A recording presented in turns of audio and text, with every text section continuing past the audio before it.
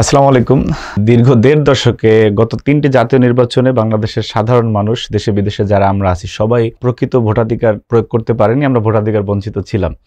আজকে এত বছর পরে বাংলাদেশের সাধারণ মানুষের সামনে একটি ভোট উৎসব অপেক্ষা করতেছে এবং সেই ভোট উৎসবে বাংলাদেশের সকল ভোটারদেরকে অংশগ্রহণের সুযোগ তৈরি করে দেওয়ার জন্য গণপ্রজাতন্ত্রী বাংলাদেশ সরকার থেকে এই প্রথমবারের মতো পোস্টাল ভোট বিডি নামে একটি অ্যাপ চালু হয়েছে। যেই অ্যাপের মাধ্যমে যারা প্রবাসী ভাইরা আছেন, যাদের কষ্ট, শ্রম, ঘাম, মেধায় বাংলাদেশের অর্থনীতির চাকা সচল রয়েছে, সেই প্রবাসী ভাইদের জন্য পোস্টাল ভোট বিডি অ্যাপ চালু হয়েছে এই বছর। এই অ্যাপের মাধ্যমে আপনারা বিদেশে থেকেও আপনাদের ভোটাধিকার প্রয়োগ করতে পারবেন। পাশাপাশি আরও যারা বাংলাদেশের নির্বাচনে দায়িত্বে থাকা কর্মকর্তা আছেন তারা এবং যারা নিজ নির্বাচনী এলাকা ছাড়া বাইরে কর্মরত সরকারি কর্মচারীরা আছেন এবং আইনগত হেফাজতে থাকা ভোটার, অর্থাৎ যারা নির্বাচনের সময় জেলে থাকবে বা আইনের হেফাজতে থাকবে, তারাও এই পোস্টাল ভোটের মাধ্যমে তাদের ভোটাধিকার প্রয়োগ করতে পারবেন। এই বিষয়টি আমাদের অত্যন্ত গুরুত্বের সহিত বিবেচনা করে আপনারা যারা প্রবাসী ভাইরা বিদেশে আছেন তাদেরকে অবশ্যই আপনারা ভোটার হতে হবে এবং ভোটাধিকার প্রয়োগ করতে হবে। এবং এই পদ্ধতিটি আপনারা স্বল্পতম সময়ের মধ্যেই আমার মনে হয় আপনাদের জেনে নেওয়া দরকার এবং সে অনুযায়ী ভোটাধিকার প্রয়োগ করা দরকার। কারণ হচ্ছে এই ভোটের জন্য আমরা দীর্ঘ লড়াই করেছি, সংগ্রাম করেছি, কত হামলা মামলা, জেল জুলুম এবং বাংলাদেশের মানুষের উপর দিয়ে কত নিপীড়ন গিয়েছে। সুতরাং সেই ভোটাধিকারটি প্রয়োগ করে আপনার আমার এই ভোটের মাধ্যমে আগামীতে একটি সরকার আসবে, যেই সরকার কিনা বাংলাদেশের জন্য কাজ করবে, বাংলাদেশ পন্থীদের সরকার হবে এবং যেই সরকারের মাধ্যমে বাংলাদেশ তার অভীষ্ট লক্ষ্যে পৌঁছে যাবে। সুতরাং এই ভোটাধিকার প্রয়োগের জন্য আমাদেরকে সচেতন হতে হবে।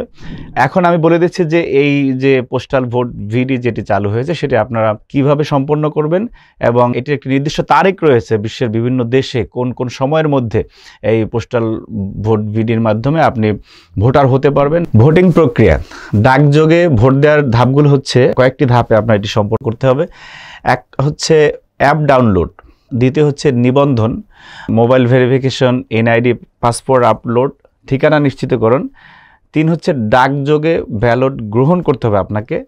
4 হচ্ছে ব্যালটে ভোট প্রদান এবং ঘোষণা সই করতে হবে। 5 হচ্ছে ব্যালট ডাকঘরে জমা দিতে হবে। ব্যালটটি থাকবে 3টি খামে, ভোটার খামে চিহ্ন দিয়ে ঘোষণায় সই করে এবং নির্ধারিত পোস্টের মাধ্যমে বাংলাদেশে পাঠিয়ে দেবে।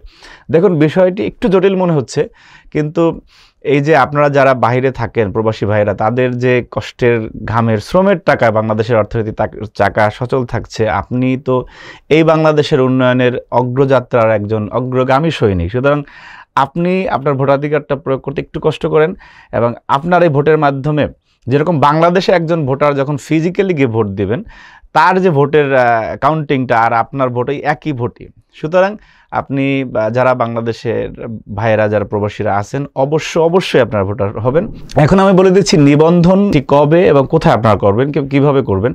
প্রবাসী ভোটারদের নিবন্ধন 19 নভেম্বর থেকে 23 ডিসেম্বর পর্যন্ত চলবে, অর্থাৎ গতকালকে থেকে এটি শুরু হয়ে গিয়েছে এবং অঞ্চলভিত্তিক 7 ধাপে এটি সম্পন্ন হবে।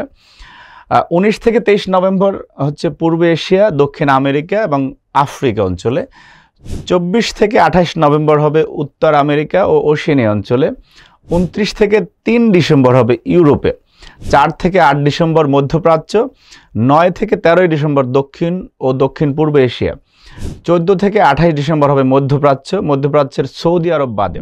এই বিষয়ে যদি আরও বিস্তারিত আপনি জানতে চান, আমার মনে হয় জানার দরকার।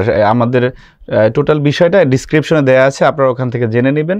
কিন্তু আপনাদের প্রতি উদাত্ত আহ্বান থাকবে যে আমাদের ভোট যে কত গুরুত্বপূর্ণ এবং ভোট যে একসময় একটি সর্বজনীন উৎসব ছিল সারা বাংলাদেশে, আমরা চাই সেই উৎসবের মাধ্যমে আগামী বাংলাদেশকে গণতান্ত্রিক মহাযাত্রায় উত্তরণের পথে যাবে ইনশাল্লাহ।